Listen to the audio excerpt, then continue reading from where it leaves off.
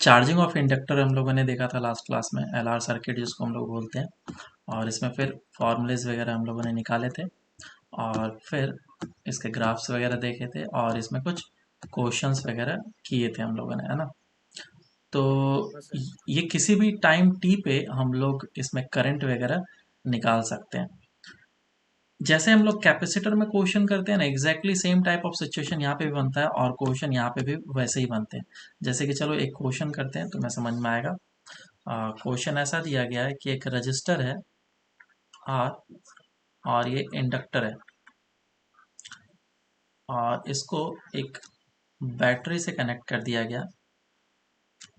लेकिन ये जो इंडक्टर है जिसका इंडक्टेंस एल है, रेजिस्टेंस आर है, T is equals to zero पे कनेक्ट किया गया, लेकिन वो पहले से थोड़ा सा चार्ज था।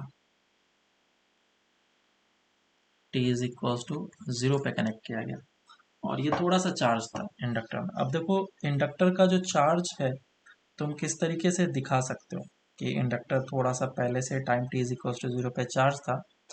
कैसे दिखाया जा सकता है? या तो तुम उसका पोटेंशियल डिफरेंस को बता दो, क्या इसके क्रॉस कुछ पोटेंशियल डिफरेंस है, या फिर ये बता दो कि initially T is equals to zero पे इसके पास कुछ करंट था। ऐसा भी दिखाया जा सकता है। मेरी बात समझ में आया क्या? हाँ सर। हाँ। है ना।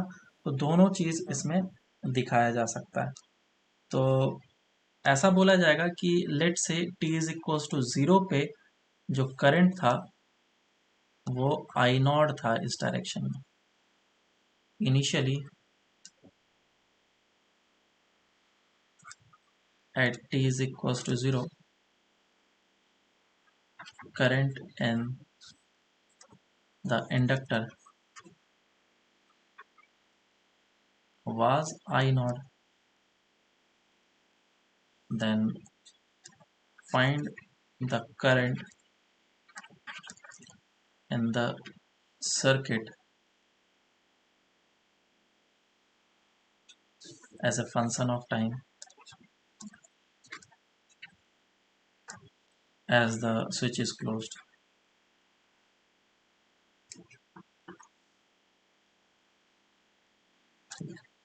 सॉल्व करो इसको।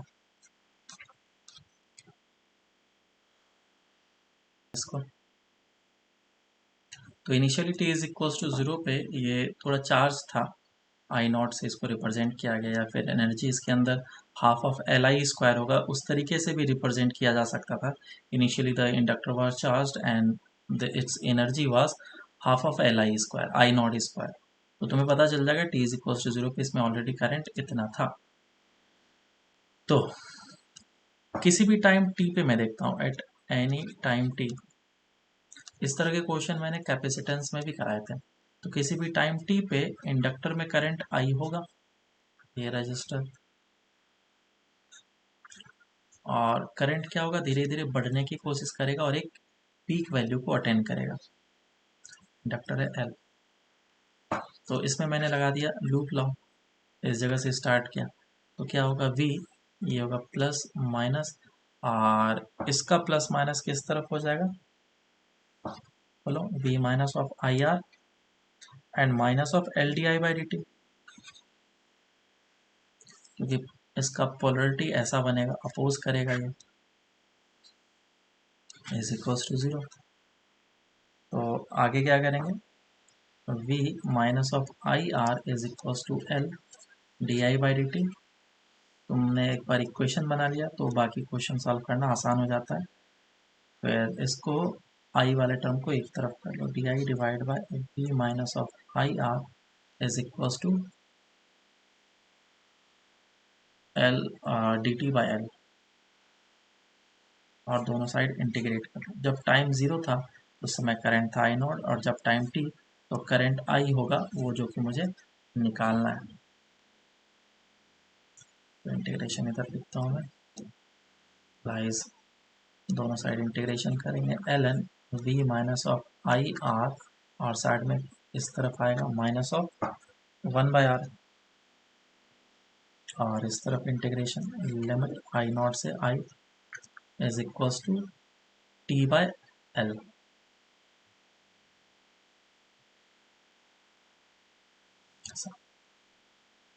माइनस साइन को उस तरफ सेंड कर दो और लॉग में वैल्यू को पुट कर लो, v minus of I R divided by v minus of I naught into R is equal to minus of t divided by l, और r चला जाएगा ऊपर, are T by L.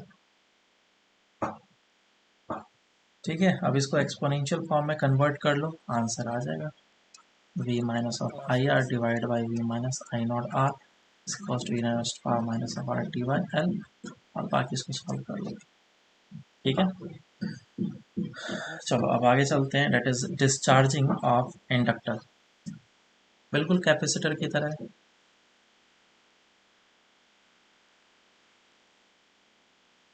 Discharging of inductor, तो inductor का discharging होगा, तो कैसे होगा? तो initially t is equal to zero पे क्या होगा, इंडक्टर जो है वो चार्ज होगा, फुल्ली चार्ज होगा, और उसको तुमने कनेक्ट करना है एक रेजिस्टेंस, ताकि रेजिस्टेंस से सारा का सारा हीट निकलना स्टार्ट होगा जैसे ही करंट फ्लो करेगा। तो t is equal to zero पे तुमने कनेक्शन बना दिया, लेकिन इसके क्रॉस कुछ पोटेंशियल डिफरेंस था, तो पोटेंशियल डिफरेंस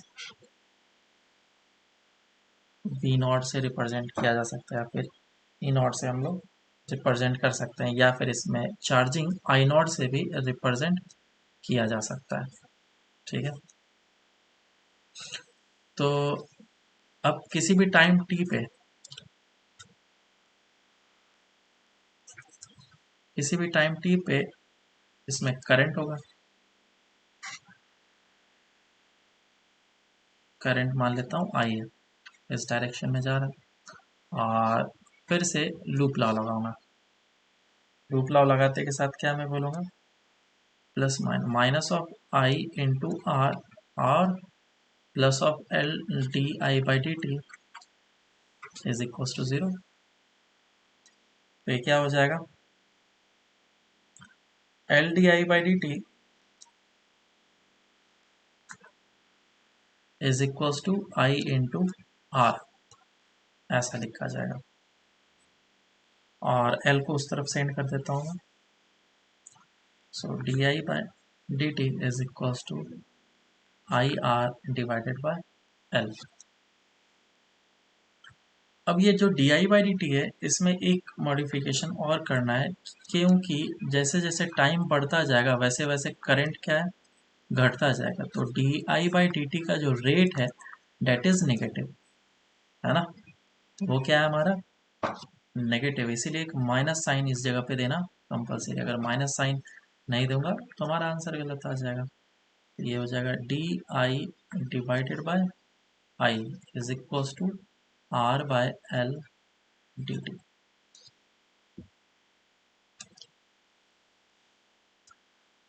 और इसको इंटीग्रेट कर लो, इसका लिमिट कहाँ से कहाँ तक जाएगा, इसको मैं इंटीग्रेट करूंगा, तो जब टाइम ज़ीरो था तो उस समय आई नॉट था, और जब टाइम टी होगा तो उस समय करंट आई होगा, जो कि मुझे निकालना है। तो ये हो जाएगा L N I, limit from I naught से I is equal to minus of R T by L, ये L N I divided by I naught is equal to minus R T by L, और फिर इसको modify कर लेता हूँ, exponential form में convert कर लेता हूँ और डायरेक्ट मल्टीप्लाई कर लेता हूँ। तो एक्सपोनेंशियल में ई रेज टू पावर जाएगा, और I is equal to I naught E raise to power minus of T divided by R by L, sorry L by R हो जाएगा।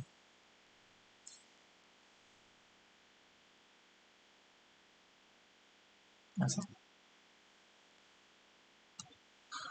तो ये हमारा current as a function of time निकल गया inductor में। तो इसका ग्राफ कैसा बनेगा, हम लोग v भी चाहे तो निकाल सकते हैं इसको, I से v is equal to I R होता है, potential difference across the resistor. हाँ सर। तो current as a function of time देखेंगे तो करंट कंटिन्यूसली क्या हो रहा है, डिक्रीज हो रहा है। I is equals to I naught E raise to power minus of T by tau. इसको ऐसे लिखते हैं हम लोग। टाउ इसमें क्या है, टाइम कांस्टेंट है, और I naught is the maximum current. तो स्टार्टिंग में सबसे मैक्सिमम करंट होगा, और जैसे जैसे टाइम बढ़ता जाएगा ये घटता चला जाएगा। और जब टाइम टाउ होगा तो उस समय क्या हो जाएगा, कितना परसेंट बच जाएगा, 0.37। 0.37, 37% current will be remaining.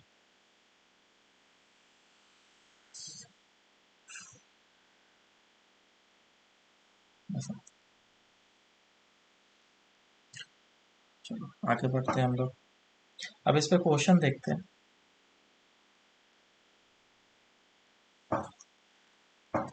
Question देखो,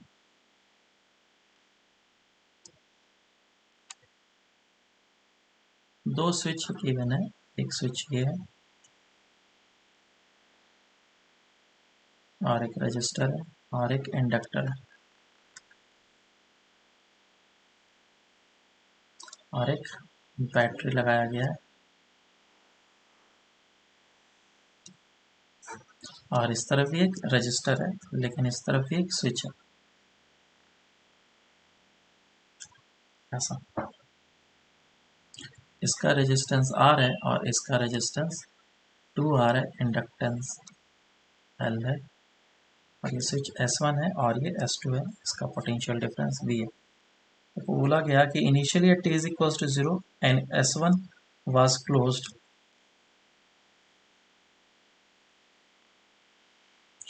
Initially at t is equals to 0, S1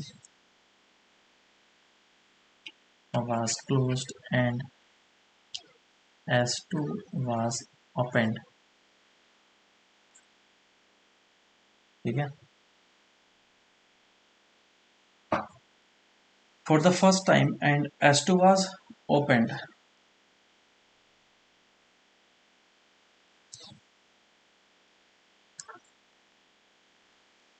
and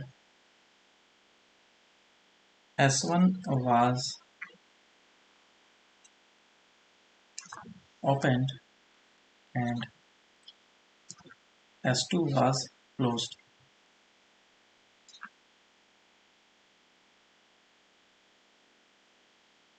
Then find the current after one time constant।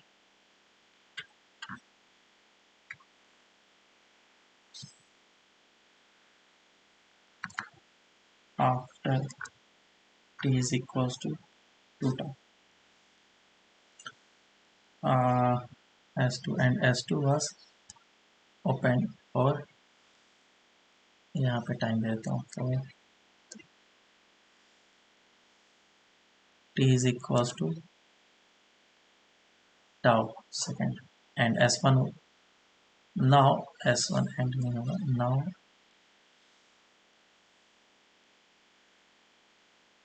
now S1 was opened and S2 was closed। Then find the current after t is equals to 2 tau। Solve करो इसको।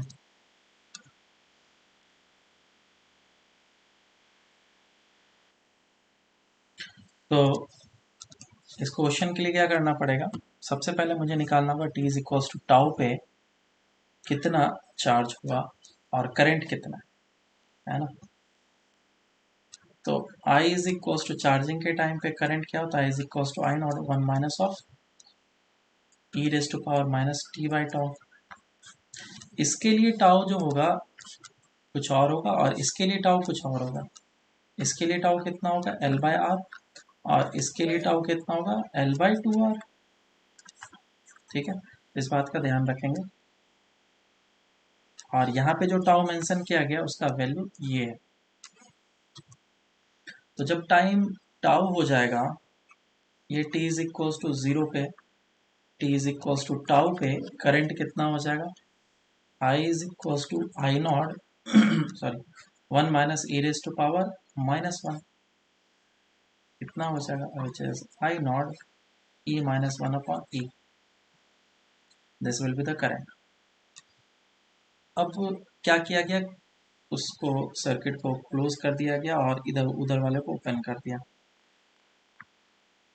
और ये ऐसा हो गया। ये register है 2R का और ये इंडक्टर है, लेकिन इसमें करंट जो है वो फ्लो कर रहा था, I naught, this was the maximum. तो अब ये डिस्चार्जिंग करेगा, तो डिस्चार्जिंग का फॉर्मूला क्या होता है, I is equal to I naught E raise to power minus of T by minus tau. t by ये जो मैक्सिमम करंट है ये आई नॉट डैश बोल रहा हूँ मैं, क्योंकि आई नॉट हमारा कुछ और चीज़ है। आई नॉट क्या है, आई नॉट यहाँ के लिए V बाय आर होगा, ठीक है। इधर पुट कर लेता हूँ मैं, I naught dash is equal to V by R into e minus 1 divided by, और ये आई नॉट डैश जो है वो करंट मैक्सिमम टी और t is equal to tau है। अब डिस्चार्जिंग होने लगेगा, तो डिस्चार्जिंग का फॉर्मूला ये लगाएंगे हम लोग, तो T is equal to 2 tau पे। तो इस जगह से इस जगह तक का आने का टाइम कितना लगा, क्योंकि t is equal to tau से डिस्चार्जिंग स्टार्ट हो गया और t is equal to 2 tau तक, तो t is equal to tau time तक डिस्चार्जिंग हुआ, ओनली सिर्फ इस टाइम तक डिस्चार्जिंग हुआ, और टाउ कितना है, एल बाय आर। इस जगह का टाउ डैश लेना पड़ेगा क्योंकि इसका टाउ कितना है, एल बाई 2 आर है। वैल्यूज को पुट कर लेता हूँ। सो इस टाइम पे अब करंट क्या होगा, आई नॉट डैश ये है V by R e minus 1 divide by e. अब इसको लिखना है मुझे e raise to power minus t, time कितना, ये वाला टाइम है एल बाय आर, और टाउ डैश कितना हो जाएगा 2 आर बाय एल, ऐसा। R R cancel out, L L cancel out हो जाएगा, कितना बचेगा V by R e minus 1 divide by e into e raise to power minus 2 which is 1 by e square. तो this will be the current इस particular instant में। समझ में आया या नहीं आया, हाँ समझा। ठीक है। नेक्स्ट क्वेश्चन करते हैं। क्वेश्चन ऐसा दिया गया, ये 2R रेजिस्टेंस है और ये इंडक्टर है, इसमें t इज इक्वल टू 0 पे करंट फ्लो कर रहा था आई नॉट। तो पूछा गया find the heat generated in the circuit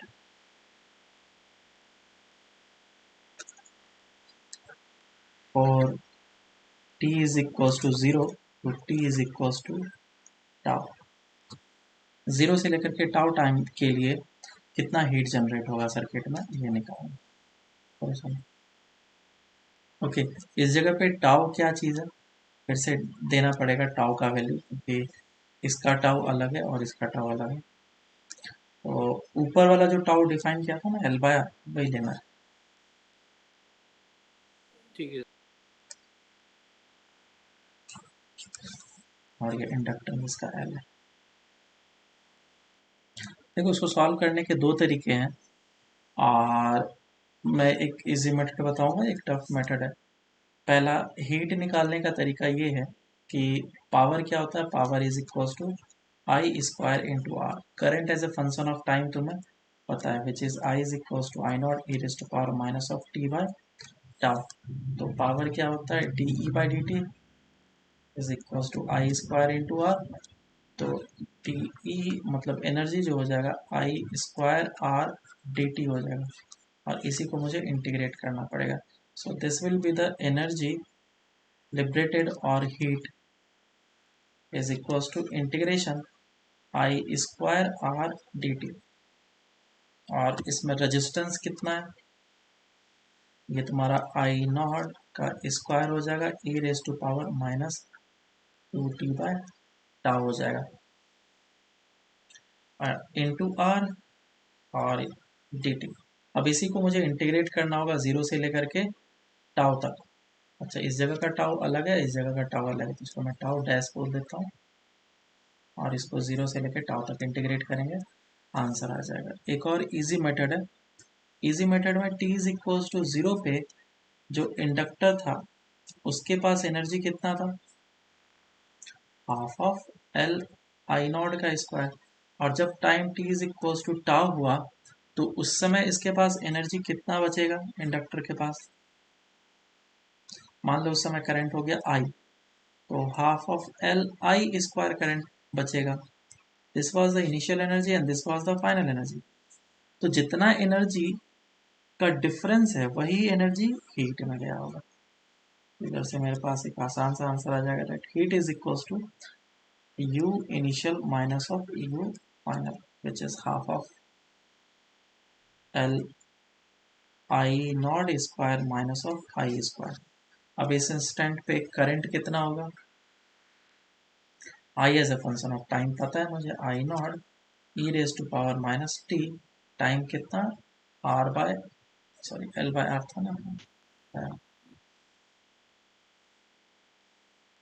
L bye R और डिवाइडेड बाय टाउ डैश कितना हो जाएगा, L divided by 2R, cancel हो, I naught e raise to power minus 2, this will be the current. इधर put कर लो, half L I naught square minus of I square which is I naught E raise to power minus 2 का whole square. ठीक है, अब इसको solve कर लेंगे, हीट आ जाएगा। समझ में आया सबको? हाँ हाँ सर। आगे हम लोग अब देखते हैं that is series and parallel combination of the inductor. Series and parallel combination of inductor. तो मेरे पास एक या एक से दो या दो से ज़्यादा इंडक्टर हो सकते हैं, और अगर वो इंडक्टर सीरीज में लगे हुए हैं या फिर पैरेलल में लगे हुए हैं तो फिर उसका इंडक्टेंस कितना होगा। ठीक है, तो पहले सीरीज देख लेते हैं। सीरीज कॉम्बिनेशन, तो लेट से मेरे पास दो इंडक्टर हैं और ये दोनों इंडक्टर को मैंने सीरीज में लगाया हुआ है। एक का इंडक्टेंस L1 है और एक का L2 है, और इसमें करंट I फ्लो कर रहा है। मुझे इन दोनों की जगह पे सिर्फ एक ही इंडक्टर को यूज़ करना है, तो उसका इंडक्टेंस कितना होना चाहिए, ये L इक्विवेलेंट, तो इसमें भी करंट I फ्लो करेगा। ठीक है, तो कैसे निकालेंगे सीरीज एंड पैरेलल, इधर पैरेलल कॉम्बिनेशन सेकंड।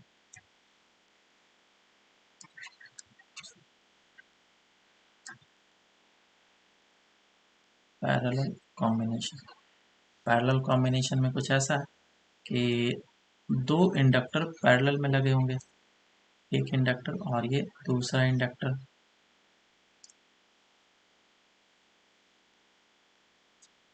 एक L1 है और एक L2। इस जगह पे एज्यूम कर रहे हैं कि जो सीरीज में या पैरेलल में वो दोनों दूर दूर रखे हुए हैं।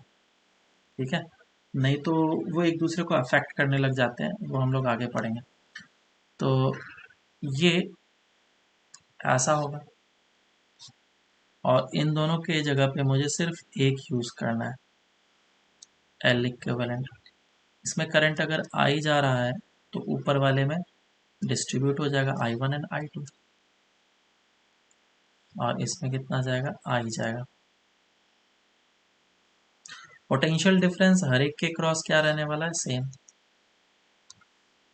इसके क्रॉस, इसके क्रॉस, इसके क्रॉस और इसके क्रॉस। तो पहले सीरीज कॉम्बिनेशन कर लेते हैं।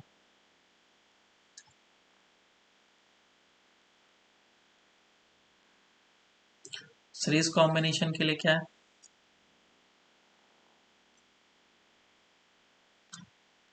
डेट इसके क्रॉस जो पोटेंशियल डिफरेंस है वो होगा V1, और इसके क्रॉस जो पोटेंशियल डिफरेंस होगा वो V2 होगा। तो V is equals to V1 plus V2 होता है। और जो EMF होता है किसी भी इंडक्टर के क्रॉस, वो कैसे लिखते हैं हम लोग, L di/dt लिखते हैं। तो V1 is equals to L1 di/dt and V2 is equals to L2 di/dt। और V, ये जो V है वो कितना हो जाएगा, L इक्विवेलेंट di/dt। तो पुट कर लो इधर, पुट करेंगे तो कितना आ जाएगा, L equivalent di/dt is equals to L1 di/dt plus L2 di/dt। Cancel out. तो L इक्विवेलेंट का फॉर्मूला क्या आ जाएगा, L1 प्लस ऑफ L2। अब इस तरफ आते हैं, जो करंट है वो डिस्ट्रीब्यूट हो गया है, तो मैं बोल सकता हूँ I current is equals to I1 plus of I2। और कुछ फॉर्मूला इस तरीके से है, दिखेगा। तो V is equals to L1 di/dt and V is equals to L2 di/dt। और इधर से क्या आएगा, V is equals to L equivalent di/dt। इस पूरे इक्वेशन को t के रेस्पेक्ट में मैं डिफरेंशिएट कर लेता हूँ। तो di/dt is equals to di1/dt plus di2/dt। अब क्या हो जाएगा, di/dt इधर से पुट कर लो, i1/2 di2/2 सभी का वैल्यू पुट कर लो। तो जगह v upon L equivalent is equals to V1 upon L1 plus V2 upon L2। और V1 और V2 तो सेम है, इसको 1 और 2 हटा देते हैं, सारे V कैंसिल आउट हो गए। तो L इक्विवेलेंट का फॉर्मूला आ जाएगा इधर से, that 1 upon L equivalent is equals to 1/L1 plus 1/L2। तो याद रखना काफ़ी आसान है, जैसा रजिस्टर का होता है आर इक्विवेलेंट, और वैसा ही हम लोग इंडक्टर में भी आर इक्विवेलेंट निकालते हैं, हाँ सर। है ना। रजिस्टर में इसी तरीके से तो यूज होता है। हम्म। हाँ। आगे चलते हैं हम लोग म्यूचुअल इंडक्टेंस में।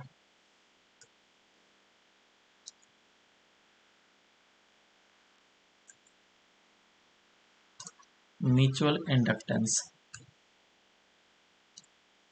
म्यूचुअल इंडक्टेंस जो था मैंने थोड़ा सा स्टार्टिंग में तुम लोग को बताया था, याद है क्या,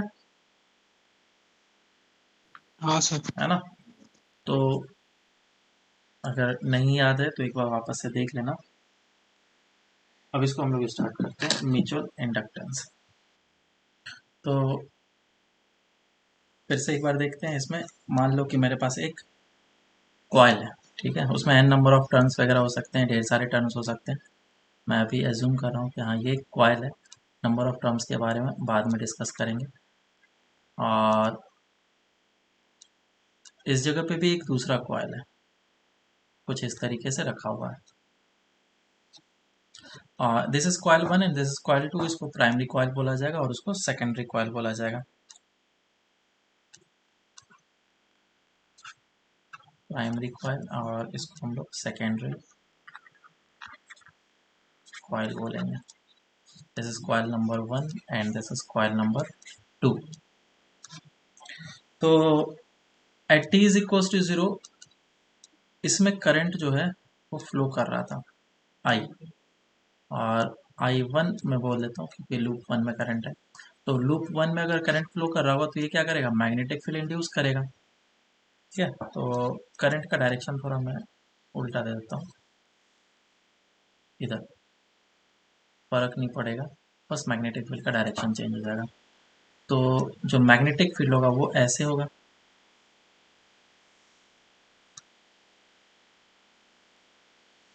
इस तरीके से मैग्नेटिक फील्ड होगा। तो इस लोकेशन पे जो मैग्नेटिक फील्ड है वो किसके कारण से है?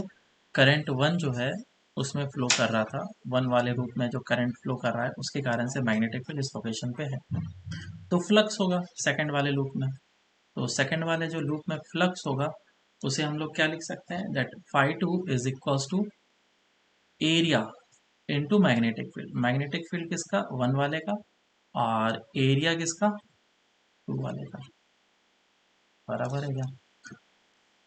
तो देखो, हाँ अगर हमारा करंट चेंज हुआ वन वाले में, लेट से if I one increases implies the magnetic field at location 1 will increase, और लोकेशन 1 पे अगर मैग्नेटिक फील्ड इंक्रीज हुआ तो जो फ्लक्स है वो इंक्रीज होगा। और जहाँ पे भी फ्लक्स इंक्रीज होता है, जिस लूप में इंक्रीज होता है या फिर चेंज होता है, फैराडेज लॉ से हम लोग क्या बोलते हैं, उसमें ईएमएफ इंड्यूस होता है। So EMF will induce in the circuit. ये चीज़ हमें पता है। अब इसी चीज़ को मैं वापस से यहाँ पे लिख देता हूँ कि अगर फ्लक्स इन लूप टू देखा जाए तो that flux is directly proportional to the current in the loop one. तो इक्वल्स टू इसे बोला जाएगा एम, और एम जो होगा वो किसका है? Mutual inductance, mutual inductance of loop two due to one. इसे हम लोग इस तरीके से लिखेंगे, और इसको मैं डिफाइन कर देता हूँ। तो so phi two is flux in loop two, I1 is current in loop 1, and M21 is mutual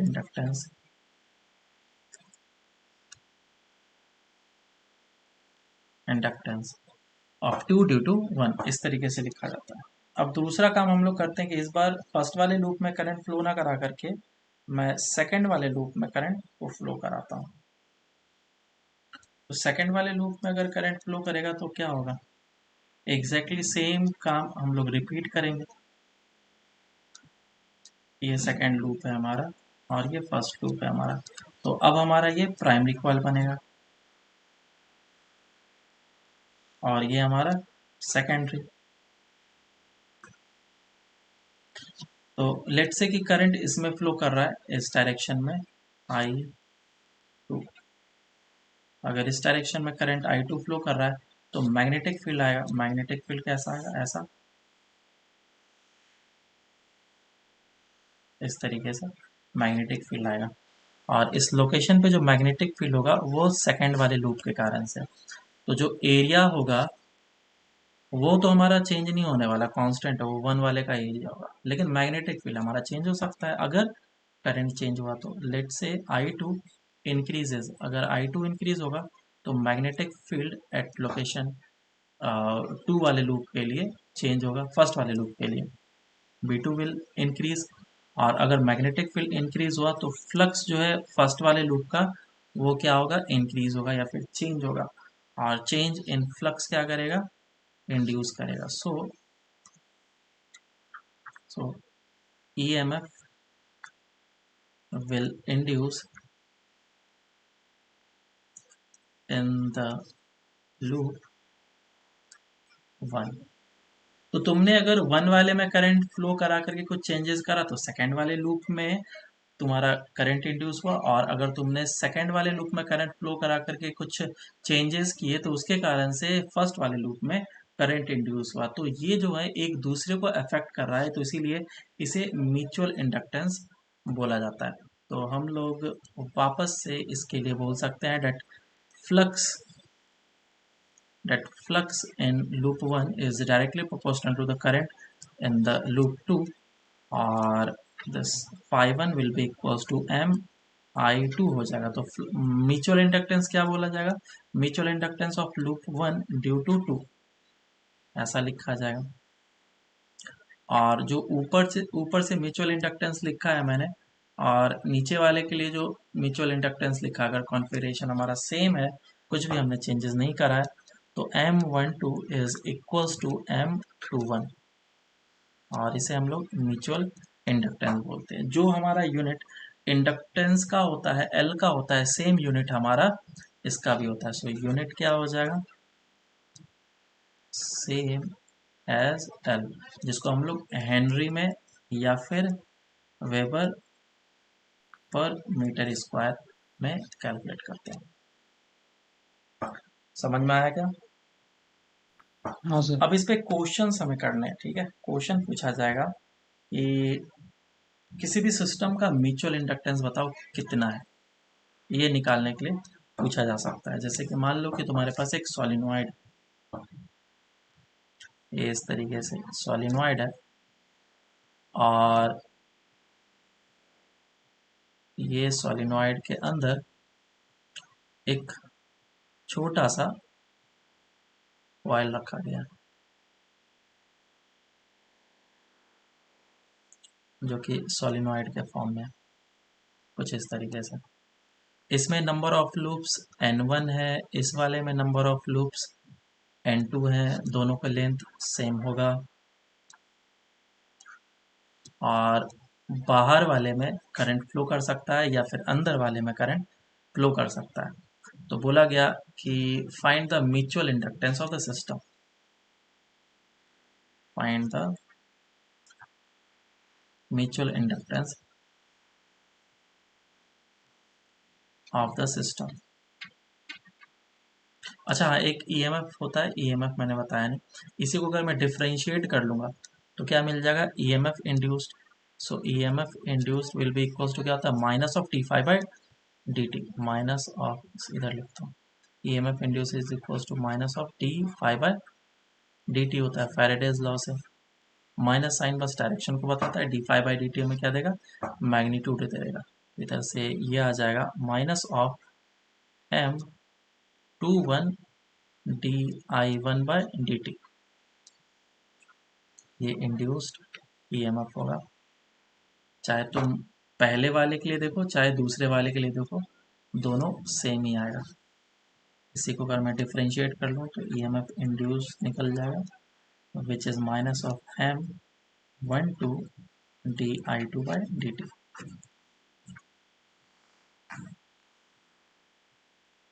ऐसा। तो इस कॉइल में नंबर ऑफ टर्न्स वगैरह दे रखे थे, n1 n2 लेंथ l दे रखा था। तो इस सिस्टम का तुम्हें निकालना है कि म्यूचुअल इंडक्टेंस कितना होगा। इसके रेडियस वगैरह दे दिए गए, ये मान लो a है और ये मान लो b है, ठीक है।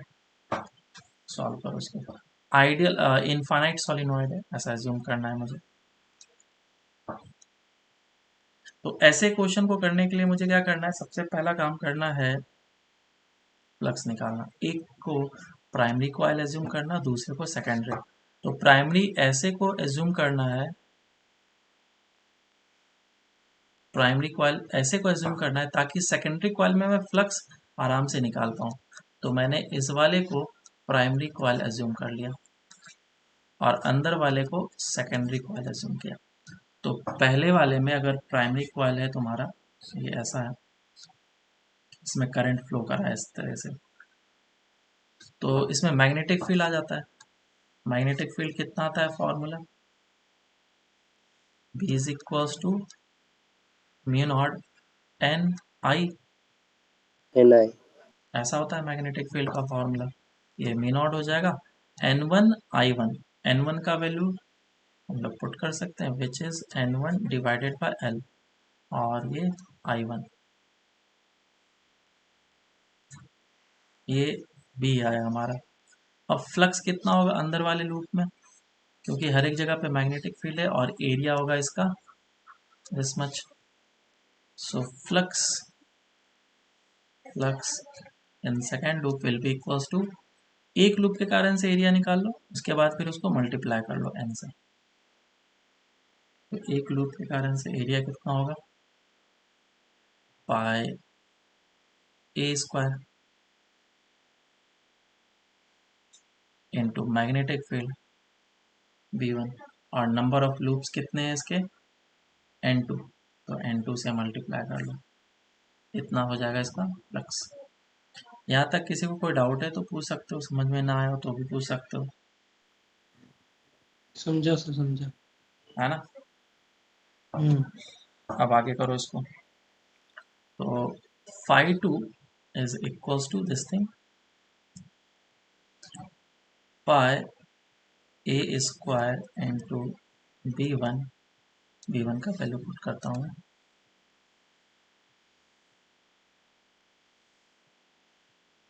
Mu naught n1 divide by l into i1, ये b1 हो गया, इंटू n2 हो गया, ये phi 2 हो गया। और phi जो होता है that phi 2 is equals to mutual inductance into i1 होता है। इस phi 2 का वैल्यू मैं इस जगह पे पुट कर लेता हूँ, ये हो जाएगा pi a square mu naught n1 divided by l into i1 into n2 is equals to m into i1। i1 और i1 कैंसिल आउट हो जाएगा,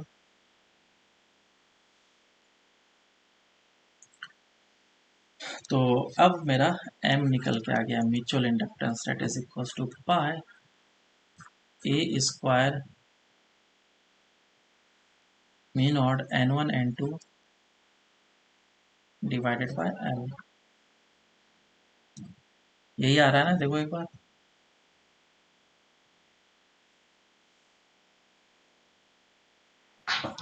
हाँ सर। ठीक है, तो ये जो म्यूचुअल इंडक्टेंस है हमारा किस बात पे डिपेंड करेगा, दो बातों पे डिपेंड करेगा। पहला shape and size, first it depends on shape and size, दूसरा इस बात पे डिपेंड करेगा कि मीडियम कौन सा है।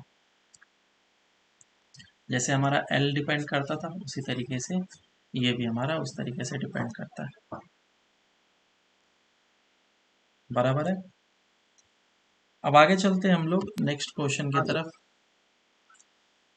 क्वेश्चन कुछ ऐसा है कि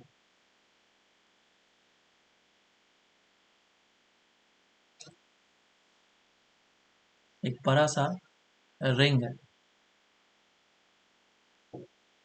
और एक छोटा सा रिंग है,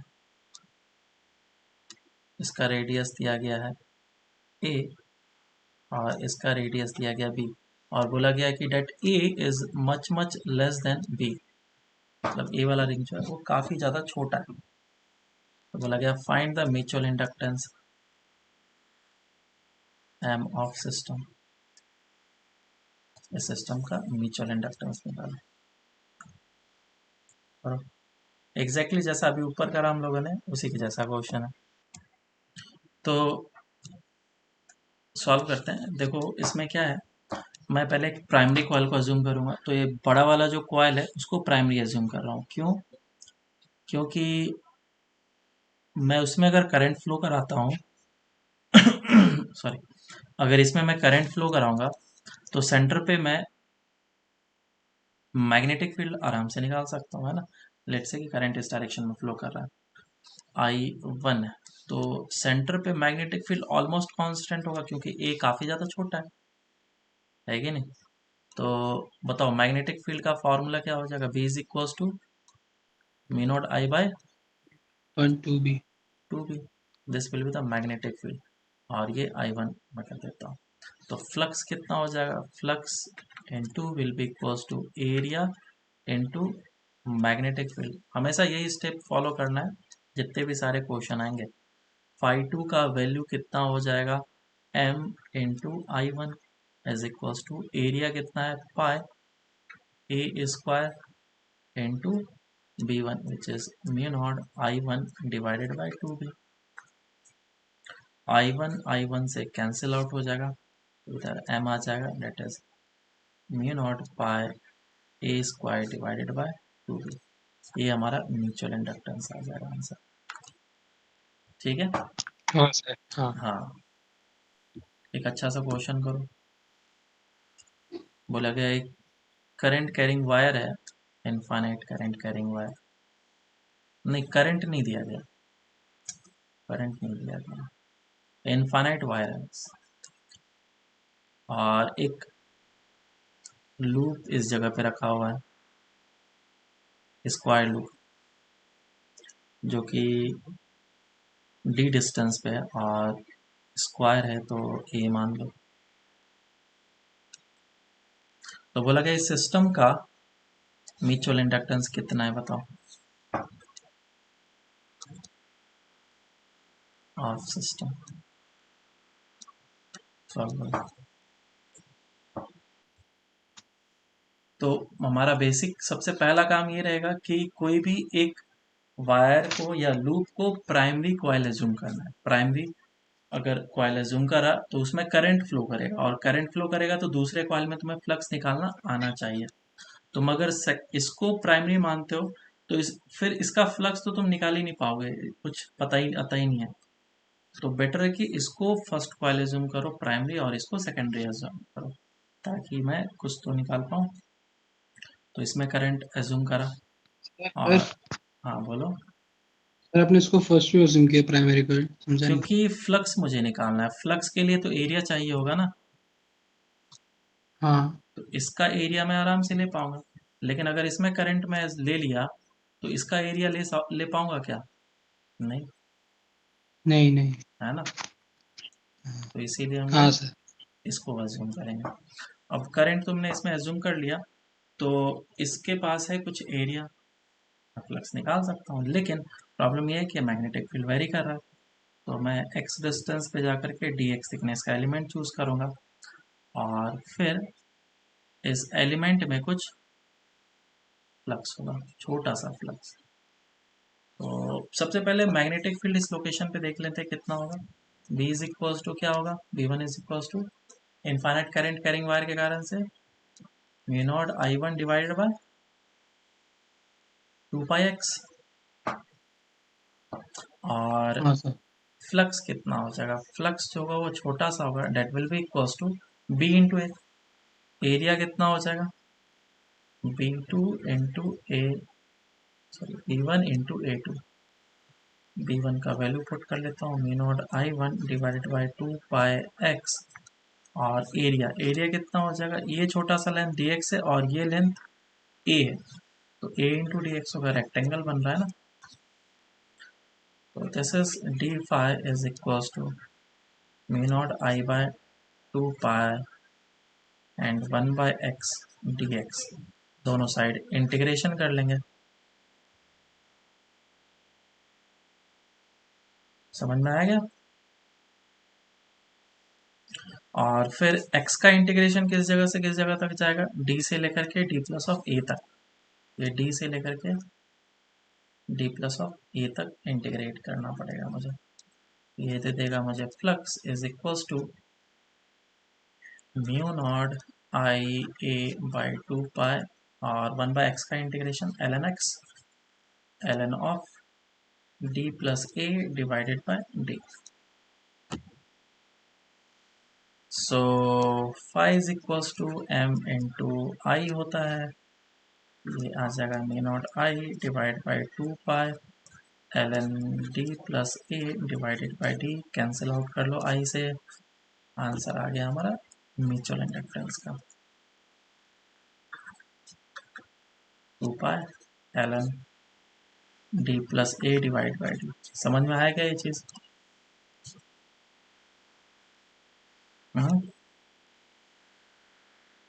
यस सर। ओके। तो स्टार्टिंग में हमें सबसे पहला काम ये करना है कि मुझे एक प्राइमरी कॉइल एज्यूम करना है। प्राइमरी कॉइल ऐसा होना चाहिए ताकि मैं फ्लक्स दूसरे में निकाल पाऊँ। उसके बाद फिर फ्लक्स निकाल लो, फिर phi is equal to M I कर दो। नेक्स्ट क्वेश्चन करते हैं, काफ़ी अच्छा क्वेश्चन है ये, एडवांस लेवल प्रॉब्लम। और क्वेश्चन कुछ इस तरीके से दिया गया कि ये एक लूप है बड़ा सा, और इसमें एक कैपेसिटर को लगा दिया है, इसका कैपेसिटेंस C है, और एक छोटा सा लूप है, सेंटर पे, जिसका रेडियस ए है और बड़े वाले का रेडियस बी है। दिया हुआ है कि that a is much much less than b. तो बोला गया if the current is current in a smaller loop is given as I is equals to 2t। तो पूछा गया then find the current, then find the current in the capacitor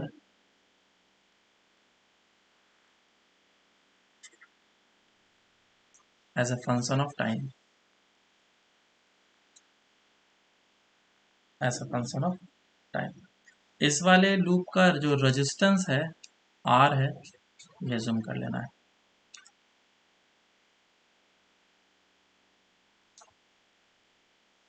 solve करो, काफी अच्छा question है एडवांस लेवल का। तो इसको सॉल्व करते हैं। इसमें सबसे पहला काम ये करना है हमें कि एक प्राइमरी को एज्यूम करना है और एक सेकेंडरी को एज्यूम करना है, और फिर ये एज्यूम करके हमें इसमें एम निकाल लेना है, म्यूचुअल इंडक्टेंस कितना होगा। म्यूचुअल इंडक्टेंस आ जाएगा। उसके बाद फिर हमें क्या निकालना पड़ेगा, इसमें करंट फ्लो कर रहा है छोटे वाले में, तो बड़े वाले में ईएमएफ कितना इंड्यूस होगा, और वो ईएमएफ इंड्यूस होगा। उसके बाद फिर एक सर्किट बनेगा कैपेसिटर के साथ, और फिर हम लोग उसको क्या करेंगे, सॉल्व करेंगे। तो कैपेसिटेंस वाले में सर्किट में जो भी है उसमें current as a function of time कितना आएगा वो निकालेंगे। स्टार्ट करते हैं।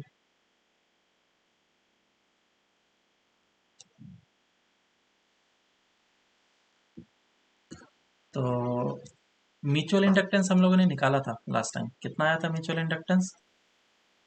So mu naught pi mu a not square upon pi A pi square a upon 2b। 2b। ये हमारा म्यूचुअल इंडक्टेंस आ गया था सिस्टम का, और बार बार हमें निकालने की ज़रूरत है नहीं।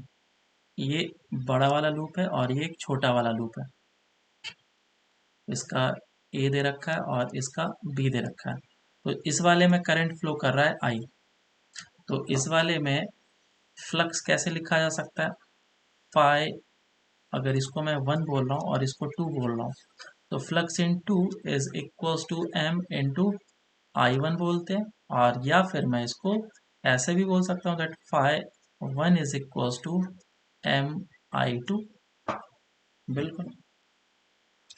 तो ये चीज़ की मुझे ज़रूरत नहीं है, क्योंकि मुझे सेकंड में करंट ऑलरेडी गिवन है, तो ये काम करने का ज़रूरत है मुझे। तो phi 1 is equals to M का वैल्यू मुझे पता है, उसको एज इट इज़ अभी रहने देता हूँ मैं, और इंटू आई टू जो है as a function of time given है। I two as a function of time कितना है, 2t। तो इधर पुट कर लेता हूँ 2t 2t। तो ये हो जाएगा एम का वैल्यू कहता हूँ mu naught pi a square divided by 2b into 2t, और ये 5 1। अगर मैं इसको डिफरेंशिएट करूंगा तो फ्लक्स का डिफरेंशिएशन क्या देता है मुझे, EMF induced in the circuit 1, है ना। माइनस साइन को हटा दिया क्योंकि मुझे सिर्फ मैग्नीट्यूड चाहिए। तो ये आ जाएगा mu naught pi a square divided by 2b into 2, है ना। टाइम के रेस्पेक्ट में डिफरेंशिएशन ऐसा हो जाएगा। So this will be equals to mu naught pi a square divided by b। So this is the induced EMF in the loop, which is mu naught pi a square divided by b। ये जो induced EMF है ये constant है या variable है, मुझे तो पहले ये बताओ, ये कांस्टेंट है या वेरिएबल है? कांस्टेंट है। और अगर constant। कांस्टेंट है तो वो अपने ईएमएफ को चेंज नहीं करेगा। तो कैपेसिटर का क्या होगा, चार्जिंग होगा। स्टार्टिंग में ईएमएफ इंड्यूस्ड इस तरीके से हो जाएगा। बैटरी कैसे भी बनेगा अभी फर्क नहीं पड़ेगा, हमें बस कैपेसिटर में करंट निकालना है। तो ये हो जाएगा E1, ये रेजिस्टेंस R और ये कैपेसिटेंस C। चार्जिंग का केस होगा, t इज इक्वल टू 0 से करंट इसमें इंक्रीज होना स्टार्ट हुआ। तो चार्जिंग के केस में current as a function of time कैसे लिखते हैं हम लोग, बोलो? I is equal to I naught I not 1 minus C 1 minus minus लिखते D. हैं क्या? हाँ 1 माइनस लिखते हैं क्या? नहीं हाँ t इज इक्वल टू 0 पे करंट मैक्सिमम होता है या जीरो होता है कैपेसिटर के केस में? एक सिंपल वायर की तरह बिहेव करता है ना t इज इक्वल टू 0 पे। हाँ तो यस मैक्सिमम होना चाहिए, आई नॉट होना चाहिए। तो तुम मुझे बताओ इस जगह से कि t is equal to 0 put किया तो क्या निकल करके आया? आई नॉट निकल गया है ना। इसीलिए ये वाला हम लोग यूज करेंगे। कभी कभी कंफ्यूज हो जाओ इस तरीके से चाहो तो वेरीफाई कर सकते हो। I is equal to I ठीक है naught E raise to power minus of t by tau. और फिर आई नॉट क्या होता है हमारा? I naught is the maximum current which is V by R. और इधर ई एम एफ ए हमारा mu naught pi a square divided by R times current as a function of time निकल के आ गया which is mu naught pi a square divided by R B e raise to power minus of T divided by tau. Tau कितना होता है? R C. तो R into सी, ये answer आएगा। क्वेश्चन और भी ज़्यादा अच्छा एडवांस लेवल का हो जाता अगर गिवन होता कि if I is equal to 2t square. Current जो है as a function of time है, लेकिन इस बार 2t स्क्वायर है। इस जगह पे जब हम लोगों ने डिफ्रेंशिएशन किया तो टाइम तो गायब हो गया, तो इसीलिए ईएमएफ क्या आ गया? कांस्टेंट आ गया। लेकिन ये 2t स्क्वायर होता तो क्या ईएमएफ कांस्टेंट होता क्या? नहीं वेरिएबल होता वो वेरिएबल हो जाता। तो फिर हमारा ये ईएमएफ वेरिएबल हो जाता तो मैं ये फॉर्मूला अप्लाई नहीं कर पाता, है ना। हाँ तब तो ये फॉर्मूला अप्लाई नहीं कर पाता। तब क्या करते हैं हम लोग? तब उस केस के लिए मुझे एक लूप लॉ लगाना पड़ता और फिर उसको सॉल्व करना पड़ता। ये काफ़ी ज़्यादा अच्छा क्वेश्चन बन जाता है। तुम लोग एक बार करना, करके देखना आ रहा है कि नहीं आंसर।